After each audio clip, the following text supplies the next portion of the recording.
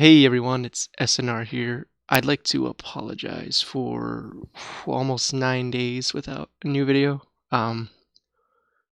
We had some complications. Roy was sick, and it was the 4th of July, and then, yeah, Roy was sick for a little while, and then I got sick for a little while, and it was hard to fit this in while we're sick, and our voices just wouldn't be what they were. But we're back now, and we're gonna try to do this weekly still. Um, we've got some pretty good topics lined up. Pretty well-known ones. I think you guys will enjoy them. We have Back to the Future, Tron, Star Wars Episode 4, the new series, the new Netflix series, A Series of Unfortunate Events, and lastly, Pokemon Go, and that's how we're going to close it. So, first off, let's just kick this off with Back to the Future. Roy, you watched Back to the Future. It was a little before July started. And what did you think of it when you first saw Yep. it? Hello, everyone. Um, Back to the Future. Everyone knows about this movie. It's an extremely iconic movie that has infected uh, a lot of people and culture, kind of in general. But I had never seen it fully until, just pretty recently. Uh, I had been wanting to see it for a while, but I hadn't yet.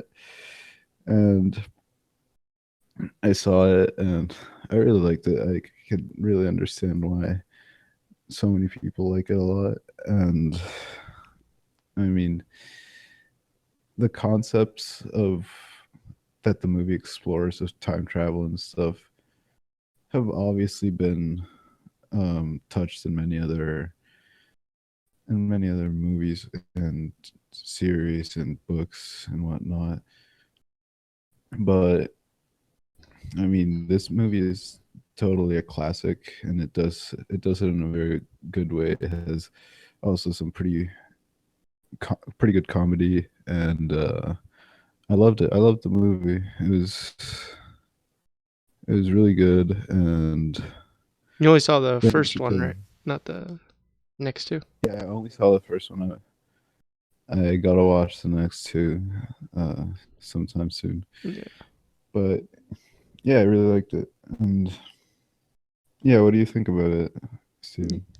Yeah, I think the first one. I've seen all three. I've seen all three movies numerous times throughout my life, and my favorite one's actually the second one, but the first one is my next favorite. I think it's really good. I think that um, it's just it's just I don't know. It's I don't. It always has a special place in my heart as being one of my favorite movies, and I think that Christopher Lloyd and Michael J. Fox they have a perfect on-screen chemistry that just makes the whole movie greater.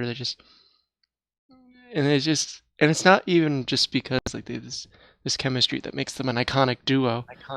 It's they just they're able to create a comedic atmosphere during the entire movie while making it also enjoyable.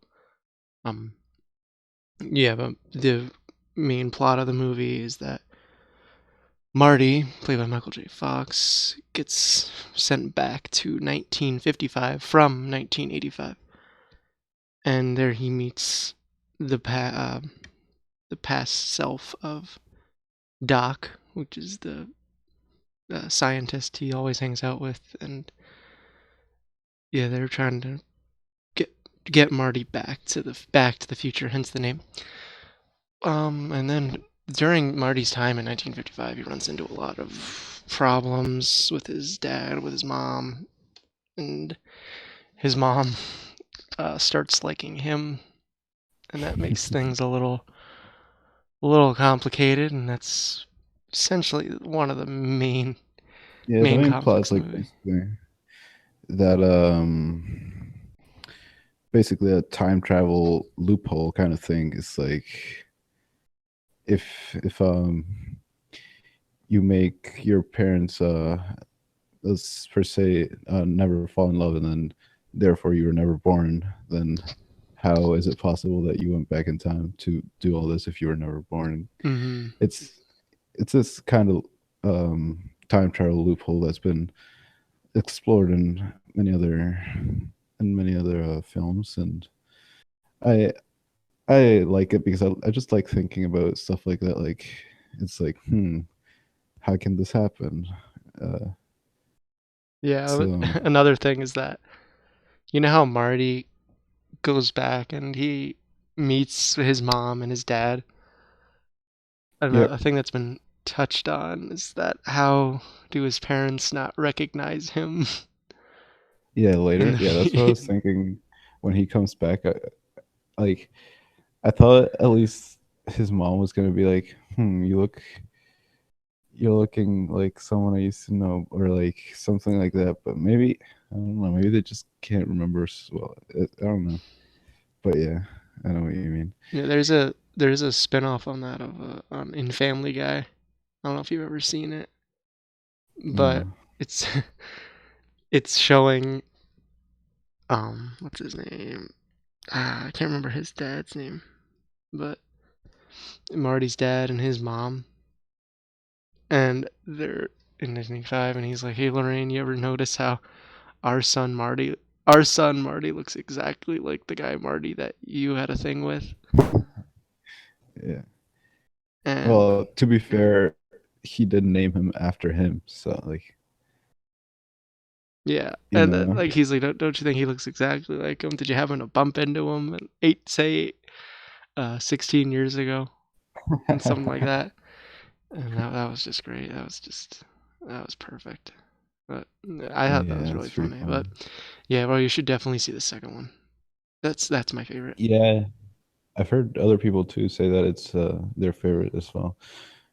But yeah, I'm totally gonna watch it soon. And one thing that I thought was pretty funny, it was quite apparent when I started watching, is that Rick and Morty actually is like based off of Back to the Future. Like Yeah, even the character's name's basically the same, Marty, Morty, and then it's like the same like crazy scientist old dude with his like teenage companion kind of thing. So I thought that was pretty funny. yeah. I think it's pretty cool how Rick and Morty is basically just it's playing with that whole idea and just playing with the movie itself. So Yeah. I think that's really cool. And while we're in the realm of 80s movies, iconic 80s movies, another one you and I watched together. Oh, I think a month ago, maybe actually a little more than that. Actually, it was like 2 months ago, probably. We for the first Yeah. time. It was my first time seeing it. Um, and your first time as well. We decided to watch the movie Tron, Disney's Tron, and yeah, we watched it. I think it was around in the beginning of May or something, maybe a little after that. And Yeah. yeah, we Yep. decided to go on it, and it was made in 1982, and I think the movie was pretty good. A little cheesy at times. CGI was really good for Yeah. its time. For its time, absolutely. Um, there was some stuff that was just goofy. Like some of the acting was just really weird, and Yeah. the ending was really brief. Do you remember that? It was like um, Flynn he takes control of the video game company again, and Oh then yeah, it's yeah. literally just him on a helicopter on the roof, and he's like, Yeah, it didn't really like show a lot of like yeah, and he says like one line, and then it just cuts to black, like, and then credits roll, and it's like, oh, that's it. yeah, Like, I've noticed that a lot of 80s movies and stuff are like that. Like, there's yeah, not much of a wrap up, like 70s, 80s movies and stuff, and even before. I think in yeah 70s, 80s, and like 60s, 50s, whatnot. They have a really brief ending. Like as soon as the climax of the film ends, they're very quick to jump to the conclusion. They they get over the main problem, and then bam, the movie's over. Basically, they have like a 1 minute of wrap up, and I don't know. It's not annoying. It's just a little goofy in those kinds of movies. But yeah, well, I know it's been a while. What did you think when you saw it? Was it what you expected? Uh, mm, yeah, it was kind of what I expected to be honest. I mean, I didn't know exactly what it was about, but I knew like overall, I had seen like bits and pieces of it, not quite that much, but I just knew that it had to do with some people that went in technology. So like basically it's an 80s movie, so back then obviously all this technology that we have now wasn't there. So Mm-hmm. it's just like you see all these really old computers and you see a guy that goes into his program and basically becomes like uh what was he? He was not called a virus. He was called Are you talking about I forget Flynn? how. Yeah, Flynn. Oh, they're referred to as Uh, programs. yeah, programs. Right, he was a program in the computer. So there he had to do like a lot of things, like kind of like playing video games, but in real life because he was in the computer. So Mm-hmm. and then yeah, he just had to do a lot of funny things as if he was in the computer and like it kind of reminds me of that one episode. I don't know if you've seen this episode of Fairly Odd Parents where Timmy Turner goes into like the Oh, his internet or computer. something. Yeah, into Yeah, the internet. Yeah, I know exactly what you're talking about. yeah, it reminds me of that. Like he's like in someone else's computer and he's like trying to delete a file or something. Yeah. Oh, okay. And But yeah, for its time, Tron, I think it's really good.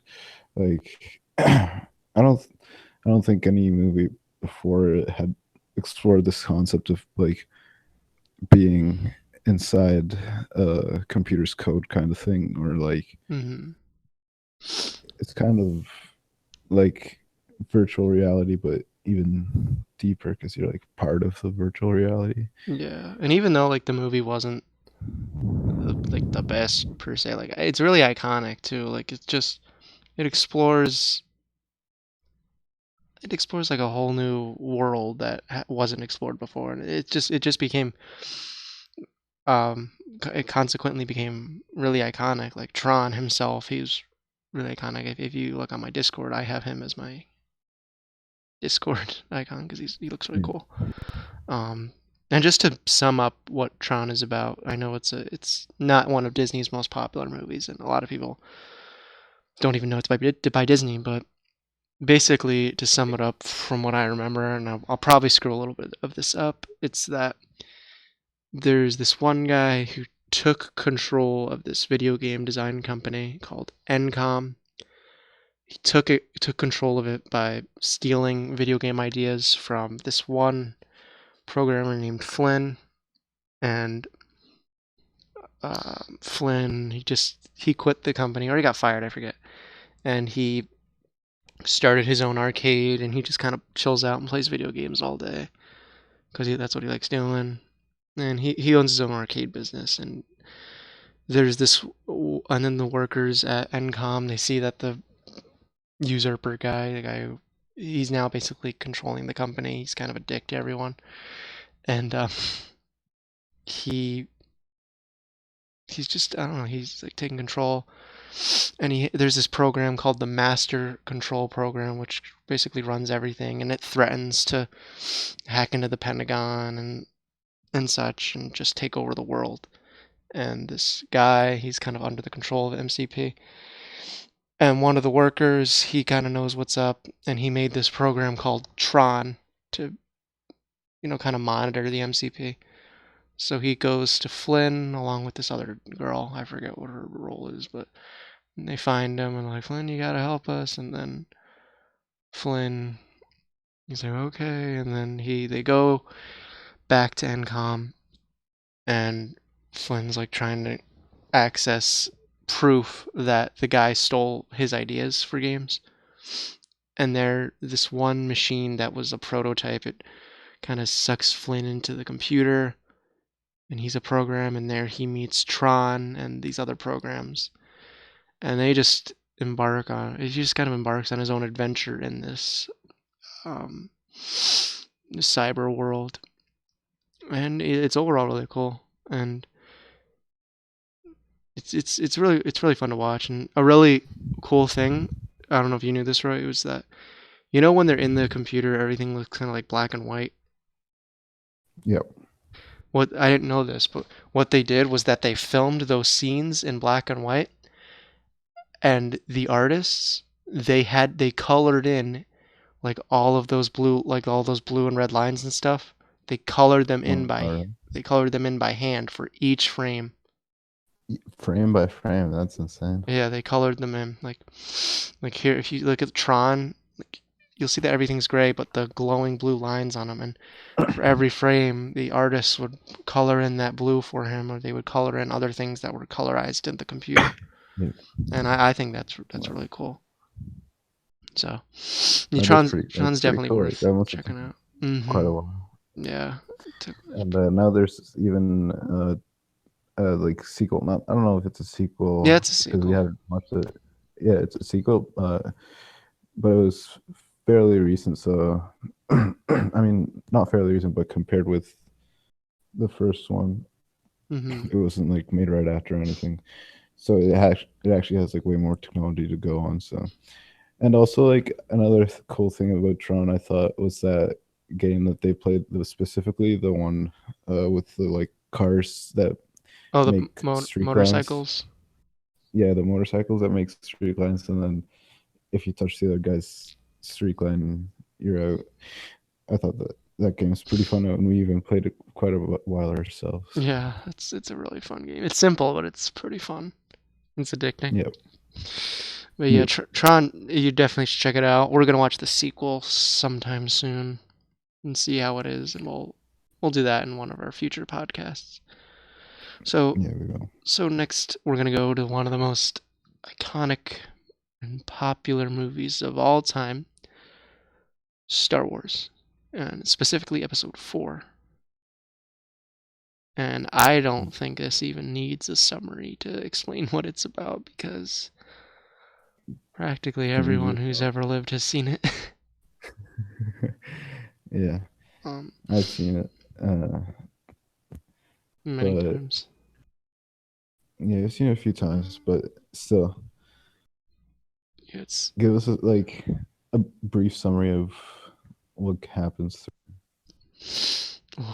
brief summary. It's one of these movies that I've seen so many times. Like I'm so familiar with. Like I could even quote it. Like I could even quote all the dialogue. And like it's just something Yeah, as simple but as giving a brief summary is just it's difficult. But yes, but um, it's so hard to explain without delving into the first three movies. yeah, it's true. But Luke, all right, Luke Skywalker. He's a farmer from the planet of Tatooine, which is a desert planet, and he always wants to fight the Empire, which is this. It's like it's a galactic empire. They rule the entire galaxy of systems and such. And over time, there's been a rebellion forming against them, and Luke really wants to join them, and his uncle Owen won't let him. And these two droids, C-3PO and R2-D2, if you haven't seen Star Wars, you're bound to at least be familiar with those names or associate those names with some sort of image of them. They arrive with the plans to this super weapon called the Death Star, which the Empire uses to be able to destroy planets. And they arrive the plans. Luke doesn't know it yet, though, because R2-D2 will only reveal it to a Jedi called Obi-Wan Kenobi. And Obi-Wan Kenobi happens to be, he goes under another name called Ben, and he's kind of been watching Luke throughout his whole life, making sure he's okay. And Luke's familiar with him. They run into trouble. Luke meets up with Obi-Wan. R2-D2 shows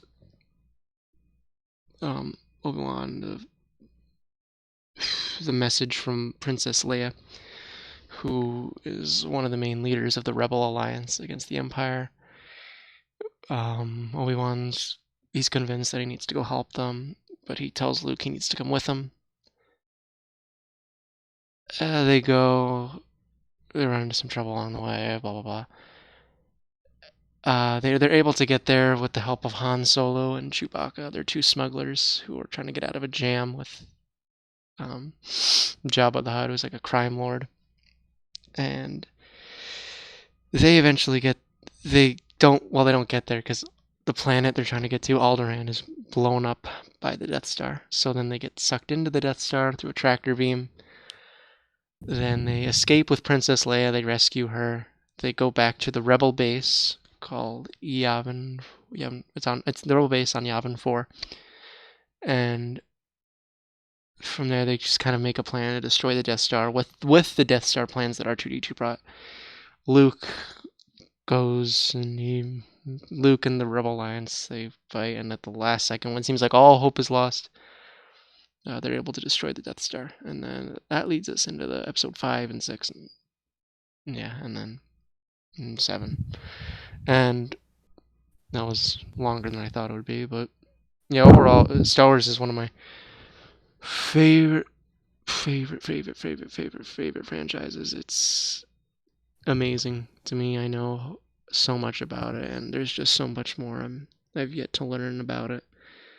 Tell me a little bit about like your Star Wars experience. When did you first see it? What was the first Star Wars movie you saw, actually?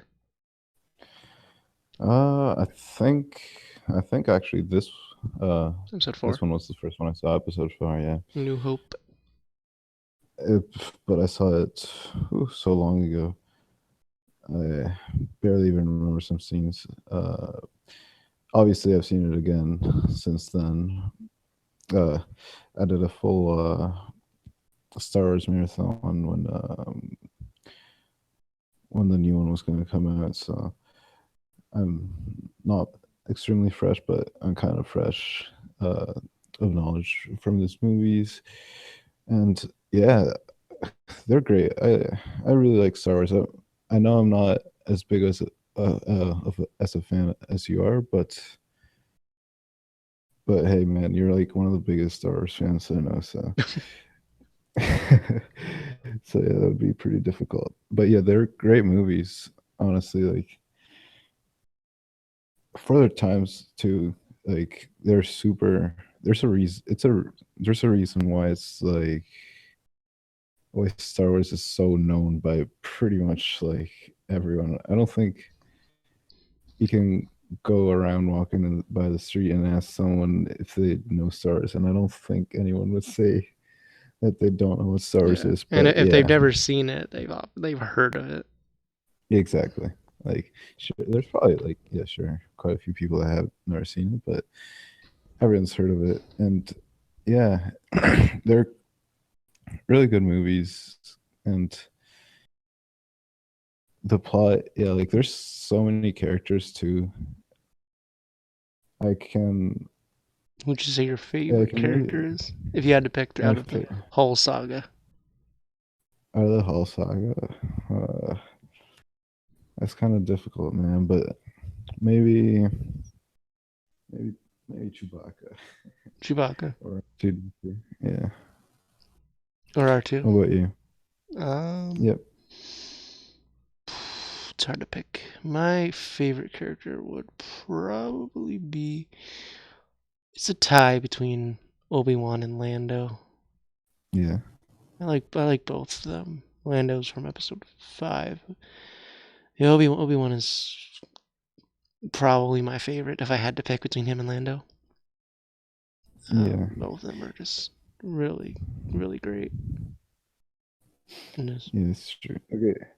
So why do you think what's like the main reason or a few reasons that Star Wars is so successful and like so extremely iconic these days? well, I think a big reason why it was so popular at first, like what definitely kickstarted it, was that it was just so visually appealing in '77 when Episode 4 came Yeah. out. It had a lot of these effects that hadn't really been seen before.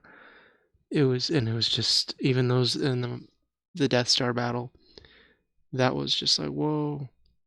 With the whole audience, it Yeah. shocked them, and people just want to see it again and again. And a lot too. There's a lot of mystery. Like they didn't know who Darth Vader was, and they didn't know really what was going on. And then it left room open for Episode 5 and 6. And I think the reason the whole saga is so popular is because it's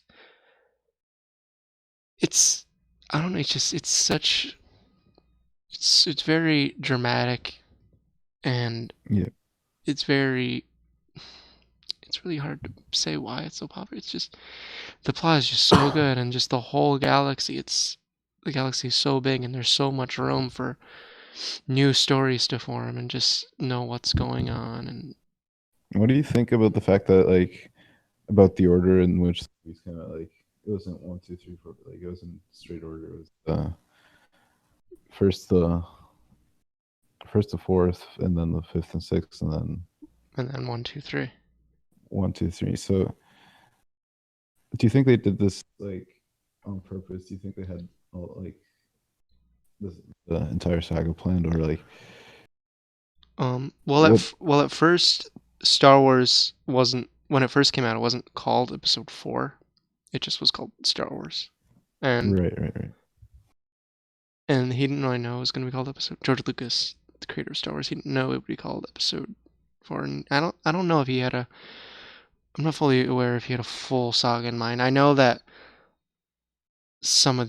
I know a lot of elements of Star Wars. He took a lot of inspiration from history. Um, Mm-hmm. like in this is present throughout the whole saga, like Hitler's rise to power Yeah, prior to World War II. Uh, you can definitely see that Palpatine mimics that in a sense, exterminating the Jedi, you know. yeah, Um, and there's other things, a lot of in Greek mythology that's present in Star Wars, and there's just so many historic elements present in Star Wars that George Lucas was able to devise. So I definitely think he didn't have ideas for 1, 2, and 3. I don't think he did. Like maybe he thought of them, but I think he knew what he was going to do for 4, 5, and 6 because 4 it left a lot of loose ends, and I think those needed to be tied up. And yeah, yeah, but just I definitely think that George Lucas like was aware that there would be a saga, and at first I know he was doubtful that Star Wars would ever kick off. I know he was doubting himself, he was doubting the franchise, and it was just more successful than he ever imagined, and it still is. So yeah, yeah, yeah. It's pretty incredible how it's like still so impactful, and I mean, obviously they're still making new movies which are super successful, like yeah, breaking box office records and whatnot. So yeah. And I know I'm gonna get a lot of hate for this, but I don't mind the prequels. I think they're pretty good. Like yeah, they're not as good as the original, but I don't mind them. Like I don't hate them. I think they're fun to watch and enjoyable. Um, yeah, I agree. Honestly, Lots of battles. It's very visually appealing. It's very action packed, and it's just really fun to watch. Like come on, you can't watch those giant battle at the end of episode 2, like on Geonosis, and be yeah. disappointed. Like that's just so fun to watch. And So from your episode 3 was actual, really good too. yeah, It was really dark, and it's much darker than any of the other Star Wars movies, and just perfectly led into episode 4. And yeah. and I'll admit that So which, like episode 1 and 2 were cheesy at times, but overall they were good and they were necessary. But yeah. mhm, Anyway, yeah, what were you saying? which which episode's your favorite? Ooh, episode 5, Yeah, me too. Empire Strikes Back. What's yours too? Yep. How come it's your favorite? Just I don't know. It's just when I like this like last time when I did the marathon, I watched them like in order from 1 to 6, and it's just the one I enjoyed the most. So Yeah.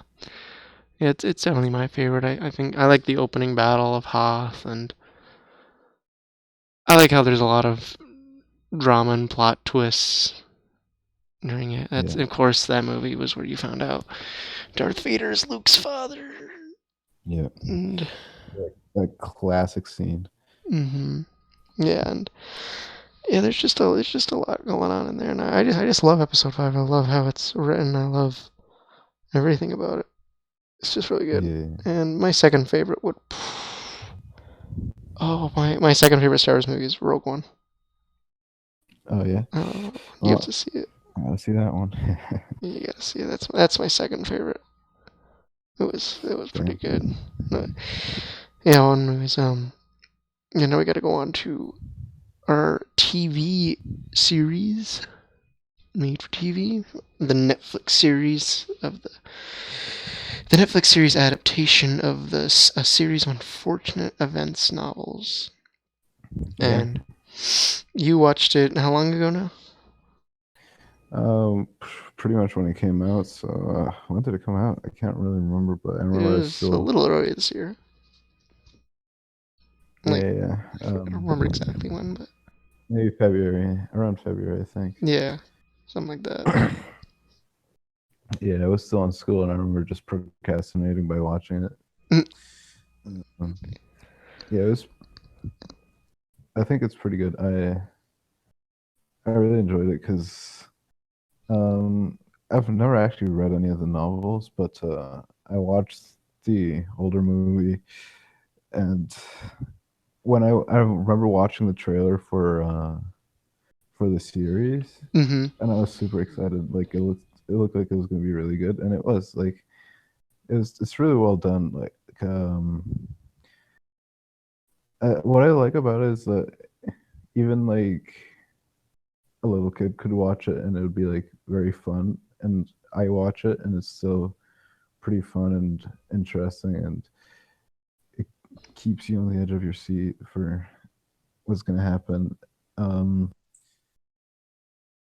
well, yeah, basically the plot of this one is two, well, three kids actually, whose parents appear to have died in a fire at their house, and they weren't there. So it's basically, as the title says, a series of unfortunate events. Just a lot of very unfortunate things keep happening to them, and Yeah, the they're kids get sent from one relative to the next while being ceaselessly followed by Count Olaf, their count. supposed relative. Yeah, Yeah, and they and just yeah, Count Olaf is basically like the villain, and it's extremely apparent. Like he even admits, like, yes, I'm evil, and I want your fortune. yeah, well, it's fortunate. And then they miss the oblivious banker, Mr. Poe, is Yeah, looking the after man them, supposed to be quote in charge. unquote. Yeah, Yeah, and he's looking after them, kinda. He's the one who manages who they get sent to and such. Um, yeah, he's frustrating, and it's really funny too. It's not like Count Olaf. Like it's not like he's just a villain. Like he's really funny. He's the villain, but he's also the center of comedy in it. Like yeah, it's played by Neil Patrick Harris. yeah. Um, yeah, Count Olaf's just funny. Like just with his Yeah, I think disguises. it's pretty great acting, and his yeah, exactly his disguises. He makes some funny voices, funny accents, Oh, when he was playing like and Stefano, He plays Stefano. He plays the sailor. Captain Yeah, Sham, he right? just Captain Sham, exactly. He just does a lot of silly things that they're silly, but they're still funny and entertaining. Mm-hmm. Because like it's some kind of irony where you know what's going on, but the characters don't. But it's like you just want to tell them like, "You idiot! Like this is kind of all laugh." Yeah, but yeah, but yeah, it's like there's a lot of scenes like that where it's like so obvious to the viewer, and then the characters have no idea. And yeah. Except the orphans who keep yeah, trying to yeah, tell exactly. their current caretaker, the current guardian, that it's Count Olaf, or Mr. Poe that it's Count Olaf, and obviously they don't believe him. And it's Yeah, frustrating to watch, but it's kind of exactly. funny Like just to see him. But and the then kids are the only ones. Yeah. and like and just like to really describe like how funny Count Olaf can be. Like in the movie, he was played by Jim Carrey, and Oh yeah. like that just kind of says like Count Olaf. He's not like, yeah, he's a bad guy, but just he's funny. He's really It's like a goofy bad guy. Yeah. yeah, he's really funny to watch, and just with how he acts and just all of that. And yeah, if you haven't checked it out, it's on Netflix. Season 2 is coming out soon, I believe. Oh really? I don't think soon, but I think like by the end of the year. I forget. I'm not sure. I'll have to look into it. Yeah. Um, yeah, because it's interesting. Because, and I mean, they mentioned many times like this is a series of unfortunate events. Not really a lot of things that are good will happen, Hmm. and you shouldn't watch this because it's terrible and blah blah blah. Lemony Snicket, like it's kind of narrated by this character Lemony Snicket. Yeah, Lemony Snicket. Kind of just He's the author of the books, but like he in the show he just plays like this detective, and right. he's like constantly being followed. Yeah, I think they do that very well. The way it's kind of he just narrates it, but at the same time he's like talking to the viewers, telling us like you probably don't want to watch this because it's quite tragic, but if you're watching this, then you probably like tragic things, I guess. Yeah, But yeah, I like how they do that, and yeah, what I found kind of interesting, it's like the situation with the parents. I don't want to spoil too much, but like basically the parents seem to be alive at some points because we see like scenes of them, but then there's this one scene where they're supposed to find their parents. So I guess if you watch it, you know what happens. yeah, yeah. Let's not spoil too much. It's just Yeah, yeah. I don't want to spoil so much, but then again, in the show they tell you there is no it's not a happy ending, and it's interesting because there really is no happy ending. Like even at the end of the season, it's yeah, it's not a happy ending of what yeah. you'd expect. And ironically, a lot of the best things you'll watch or read don't have a happy ending. Yeah, but, but yeah. Anyways, just yeah, be sure to check it out if you have Netflix.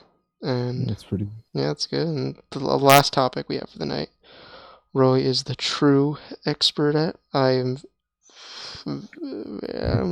not too familiar with it. I played it a little bit last summer and a little bit in the winter, but not too much. It's Pokemon Go, which was Pokemon the Go. hit last summer. So, Ray, since you're the expert, you wanna just explain what Pokemon Go is all about? Yeah, sure. I mean, Pokemon Go came out uh, just about a year ago, actually. The anniversary is going on right now, and you must have heard about it last year, last summer.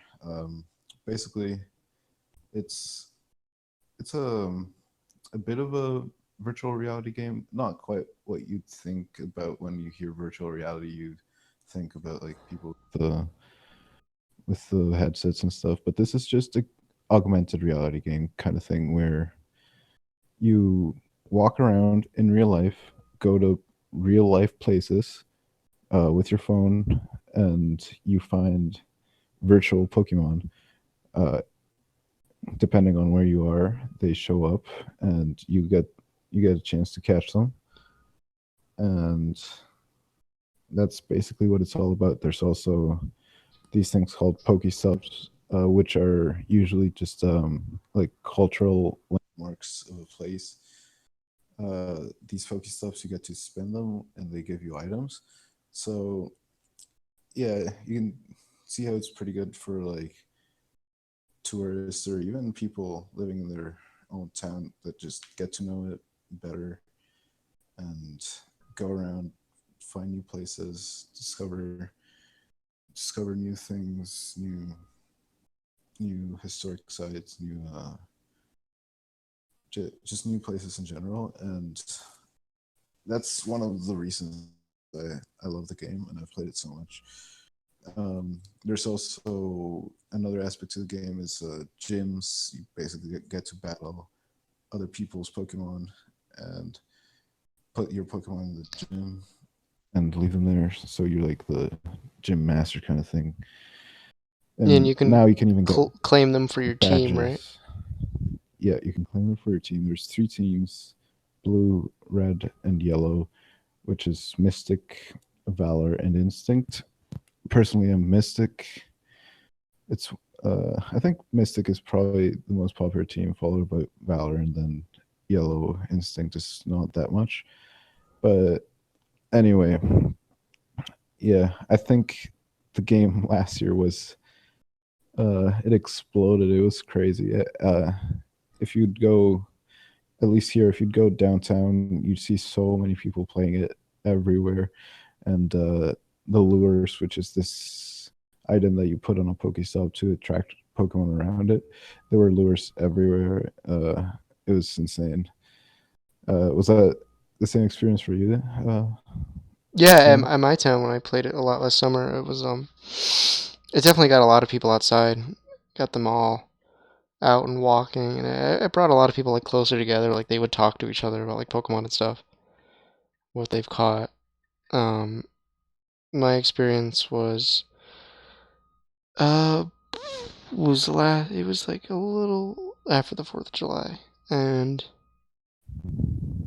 I was just looking for something to do, and I just found Pokemon Go, and I was like, okay, and then I started, and my first Pokemon I caught was Venonat. Yeah, Venonat. And Nice. and from there, I would start walking around my neighborhood. I would go down to the pool, find Pokemon there, and I would go down to this one popular landmark. It's a lake. There was lots of water Pokemon there, and it was really cool. I'd go down there with my brother, and of course, since I'm in California, I would go to the beach a lot, and there I would Yeah. find lots of water types, and I would be happy. And I stayed with it for a while. I never was like really good. I didn't put all of my time into it. Um, Once school started again for me, I kind of just stopped. But I mean, yeah, I mean, I'm considering getting back into it again, but you know, Yeah, we'll and see. for many people, it just got old because I mean, there's definitely like not. I mean, especially last year when the game just came out, there were so many problems with the server, so many problems with Yeah, there's always glitches, a hard time with connecting to servers at times. yeah, but yeah, because the thing is that they didn't really expect so many players to be playing it when it came out, so it crashed their servers ridiculously because it was such a furor and it was insane. So yeah, they didn't expect such a massive load on their servers, but luckily by now that's all fixed and it's very playable now compared with the way it was when it was launched. I remember like seeing on Reddit, oh, Pokemon Go just got launched in this new country. So I open it and obviously it's down. Luckily, I managed to get a here in Canada before it launched by downloading the APK online. So I got a bit of a head start, but honestly, I've been playing it fairly constantly since. I mean, I've walked with the game. I've walked about 2,500 kilometers, which is over 1,500 miles. Um, Holy crap! Yeah. So I've walked quite a lot because you can also hatch eggs by walking, and now you can also get buddy buddy candies by walking. So it encouraged me to walk, and I also like walking even without the game. So why not Why just play have it out? Pokemon while walking? Yeah, so that's one of the reasons. One of the other reasons why I love the game because like I love walking, so might as well be like kind of productive with it in a way. It gets you out. It So gets like everyone out, and yeah, I'm probably gonna yeah, re-download it this summer yeah, just to very start getting active with it. very recently they did a very big update, which is like raid battles where a lot of people gather together in gyms and the Pokemon shows up and everyone has to fight it together. And for the bigger raid battles, you need like at least six, 7, or 8 people to defeat the Oh boss. And wow! then once you defeat the boss, you can get pretty good items like a special raspberry that's like makes your catch chance way higher. Or you can also get TMs now, which are technical machines, which change your Pokemon's moves. So if you have a bad move when you got it, you can now have a chance to get a better one by just switching it for a random other one, which is a huge like improvement, a great thing that they added. But yeah, and they also changed the gym system, so now you don't have to prestige it up. You used to have to prestige up so more people could join. Now, as soon as you defeat the opposing team in a gym, you have 6 slots for your team, and their CP goes down passively or when other teams attack it, and you have to feed them berries so it doesn't go all the way down. So yeah, they changed a lot of things, and I think it's better than the way it was last year because last year was a bit of a mess. But Didn't they add the next generation too? The second generation? yes, second generation came out around. I think it came out around New Year's ish, or maybe before. I can't quite remember. But anyway, it's out, and I've almost caught all the Pokemon. Another cool aspect is that there's a few Pokemon that are only available in a certain place in the world. For example, Mr. Mime can only be caught in Europe. Tauros can only be caught in North America. Corsola can only be caught around a certain range of longitude. So like you can catch it, say in Florida, but you can't catch it up here in Canada. And Heracross can only be caught in Central or South America, as far as I know. Um, Kangaskhan can only be caught in Australia, and I think those are all for now. But probably as more generations keep coming out, they might make more region exclusives. Isn't there a way And to bypass the regional exclusives to get those Pokemon without leaving your country, your region? I mean, if you cheat by like what's called spoofing, it's pretty frowned upon. Like especially now in the Pokemon community that plays the game legitimately, because you can get a lot of advantages, but you can do this thing which like makes your GPS location pretend to be elsewhere. But uh, I think Niantic's been doing a pretty good job with spoofers and getting many of them banned. And if they're not banned, the Pokemon that they caught by spoofing are slashed, so it means that they don't do damage in battle, and they're like shamed. Is it frowned upon to let a friend in another country use your account? um, I guess not that much because that's a bit more legitimate, but uh, I wouldn't do it. I'd want to actually go to the place, but if you do that, I would recommend like not opening Pokemon Go on the other phone for quite a while because they'll be like they'll see that you jumped from one place to another in like Really a quickly. moment. So yeah, you could potentially get banned for that, but because account sharing technically is against the terms of service. So Mm. yeah. Yeah, it's definitely good.